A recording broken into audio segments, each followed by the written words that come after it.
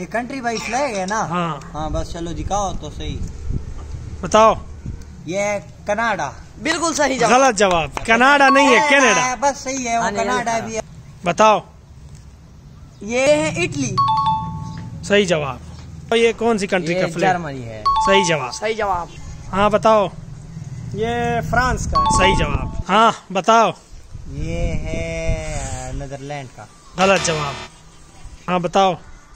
ये डेनमार्क। सही जवाब। हाँ नहीं पता है। जाओ। चलो जाओ। ये कंफर्म नहीं हूँ पर मुझे यूक्रेन। यूक्रेन। सही सही जवाब। जवाब। बताओ। बताओ। सुना रहा था। ये यार भूल गया। कौन सी कंट्री का ये फ्लैग है? वेनेजुएला का है। ये बताओ। है यूरुग्वे। बताओ ये कौन सी कंट्री का फ्लैग है?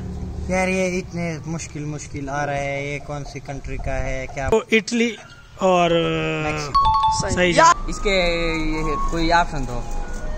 New Zealand, Australia, south Africa. New Zealand.